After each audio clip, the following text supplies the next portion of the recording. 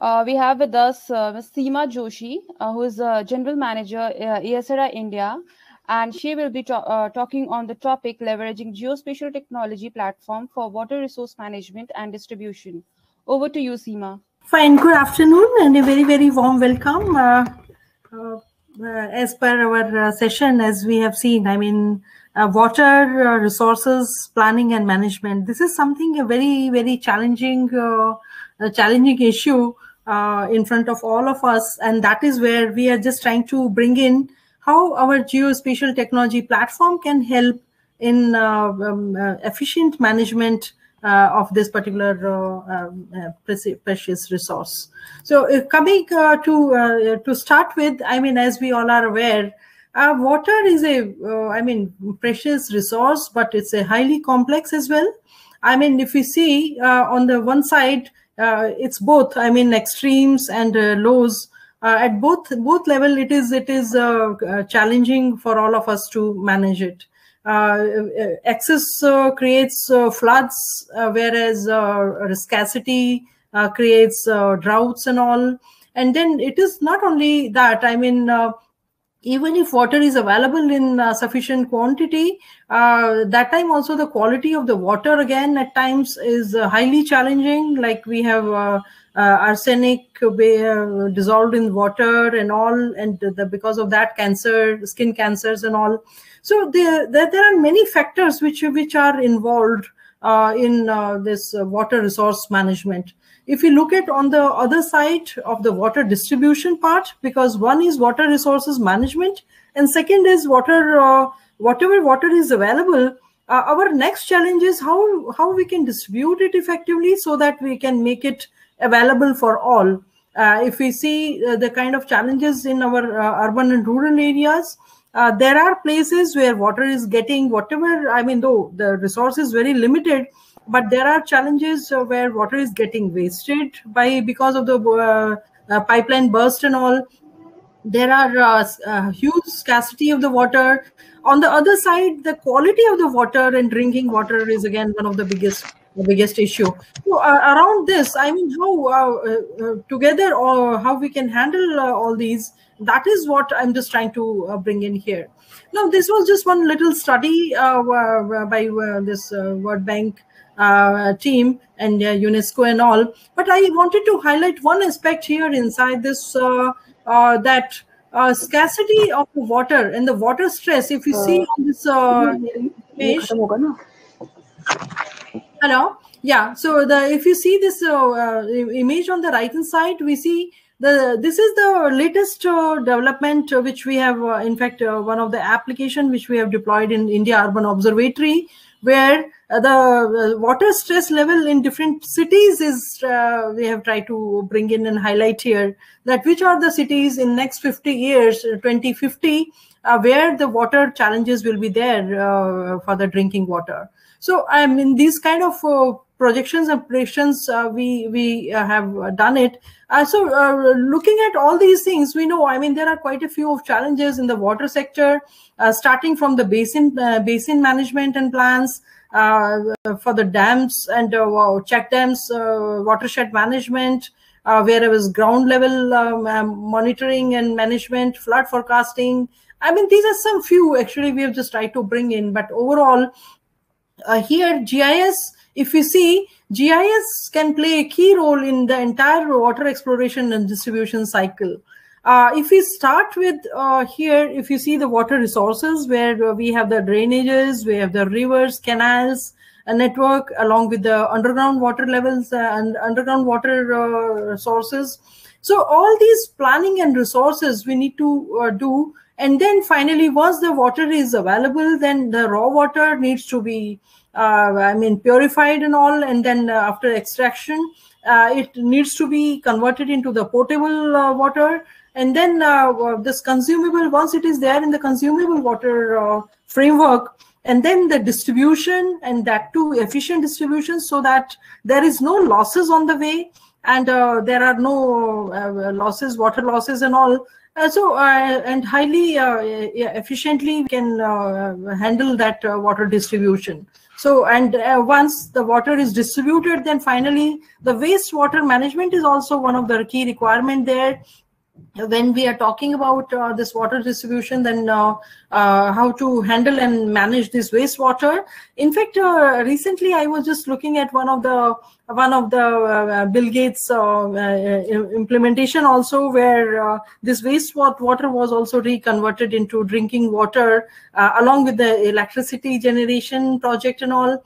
So that this particular system can be further optimized. So what I'm just trying to bring in from this slide here is that we have limited resources, but that needs to be utilized efficiently and effectively. It has to be maintained in a sustainable way so that it can be leveraged to the fullest. And that is where GIS, geospatial technology, can play a key role. And it provides a number of tools and applications and interfaces. And we have already seen quite a few of good examples. So, well, if we look at, I mean, it can play a key role in groundwater management, water quality, water distribution, and all. And then if we quickly see, I mean, GIS can be used for this water reclamation and reservoir plannings, and subsequently efficient quality management and all. So here, if we look at some of these GIS role of GIS here, we can have a complete integrated water management, watershed management. This is one aspect of the drought. How we can see and analyze the possibility of the drought in which all areas. So I mean, these are some of the areas where GIS can actively support in various implementations, like for GIS for the water demand and supply analysis, and then finally water distribution networks and all. So here, if we talk about, I mean, these are few of the areas where quickly, I mean, we can use water resources. Now, coming to some of the quick successful deployments we have, as we all know, I mean, India Varis, that was one of the very good projects which was executed, and here very effectively GIS was leveraged for this particular project. And then in the same way, we have this National Hydrology Project, where which was in fact funded by World Bank also, where all these catchment area analysis and water balance collection, water balance and calculation was done. Then in the similar lines, if we talk about another good case study in India, we have this GIS-based groundwater information system, where by CGWB, and there we have this complete underground water level and this depth of the water in various locations. It was mapped, and this data is available. So here, if you look at all these things, if we see this particular dashboard, I mean, all this data is available. Now, what I'm just trying to bring in, that we have very good success stories, we have very good successful deployments, where even there was one very good success story with respect to the TWAD board in Chennai, where they have done one complete analysis of the hydrology, where they should put their check dams, where the water recharging centers can be created. Some of the awards were provided to them because all these analyses were done, and they have analyzed and verified these results. And they found that every summer when water was going down, and when using GIS, they identified locations and placed those check dams and all. The water recharging levels improved. So these are, I mean, some of the good deployments. And now, if we look at the recent development of this Clean Ganga mission, where in fact in GIS, using this GIS technology, we have this national, I mean, Clean Ganga, under this Clean Ganga mission. This particular dashboard was deployed, where they are monitoring the status of quality of the water at different levels, and then where are the different locations where this quality monitoring centers are there. So under this, where the pollution, which are the polluting industries which are close by to the Ganga river and all. So this is a complete mega project also. Right now it's going on. In similar lines, there is a West Bengal ADMIP project where they are doing a complete watershed management. But coming to here, I mean, there are many good successful deployments globally, but and in India, if you see, I mean, quick list. This is a short list. I mean, I'm just giving a glimpse here that there are good usage of GIS in various projects. But where is the challenge? I mean, when I'm looking at when I'm saying that still we are facing challenges with respect to the water distribution management and all, what is the challenge? We have experts, we have very good data available under different projects. We have very good technology and solutions available with individual respective projects. We have state-of-art hardware and software and everything available. So what I'm trying to bring in here is that we have, I mean, at present, there are quite a few projects and resources available, but they are all in silos. I mean, they have primarily, they have project-based information which is lined with the respective projects. But to have a complete integrated watershed management system where different agencies can access that information and do their analysis and take that results for the decision support requirement, we need the kind of integrated collaborative platform. And that is what now the latest developments in this technology where we can have and we can deploy to leverage it to the fullest. So here, if I talk about, I mean, ISRI has a complete end-to-end solution platform which can be leveraged for this water resources management and even at the distribution level. So starting from this data creation, and then we might as well use this IoT and AI-based analytics and all, and then we can do this reporting, and that information can be used for the planning and actions. So typically, I mean, if we talk about what we need is that we need to have a common collaborative platform where we can seamlessly integrate data and information from different sources. If I give one small example here, like for example, I was talking about this in agriculture, we are having arsenic and that is giving the cancerous results and all.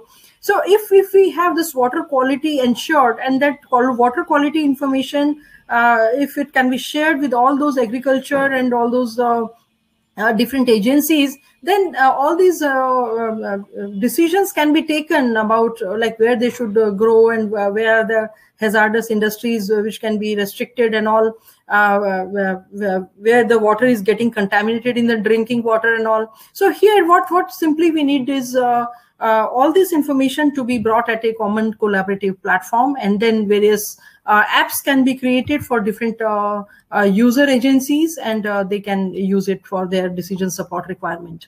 Now, one more thing I just wanted to add here is when we want to manage resources and all, there are many global live feeds available, like for example, rainfall information that is directly linked to the floods and the capacity of the water and rainfall runoff in the rivers and all. So all this information, all this global information is available nowadays with various global agencies which are providing it, through global platforms.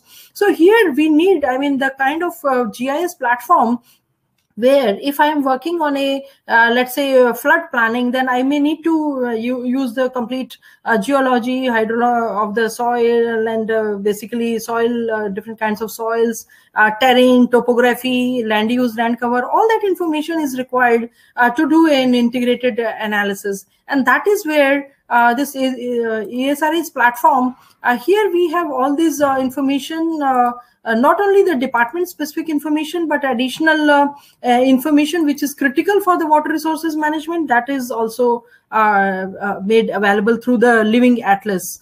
Now, another important thing is when we are working in a GIS, it is not only, and as we have observed, I mean, quite a few of these projects, they are using the desktop, I mean, environment.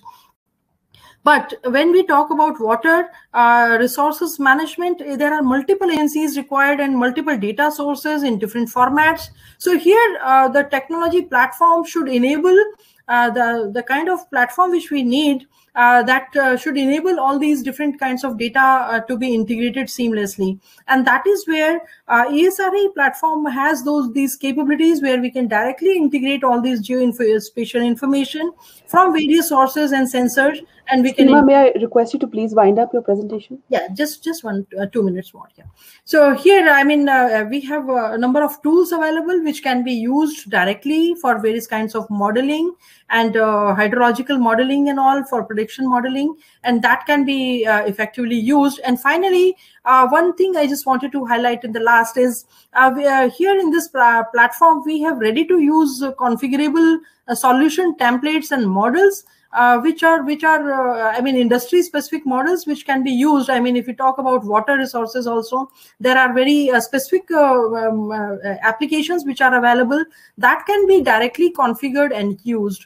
So one another last example which I just wanted to give here is there was one app which was deployed. I mean, these applications are not only for the department heads and policy level executives and all, but even at the citizen level, like for example, Save Your Lakes.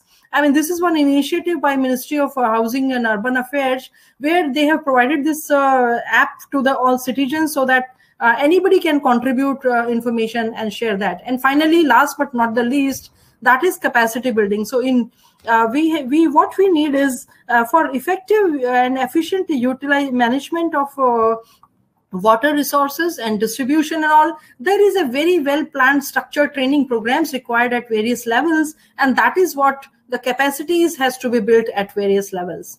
And with that, I mean, I just wanted to in one line, what we need, although we have good data, we have rich resources available, but they are all in silos. Finally, what we need is to have a collaborative platform where we can seamlessly access information both locally, nationally, and globally. Inside that, analyze it, and then use it for our efficient distribution and management system. Thank you.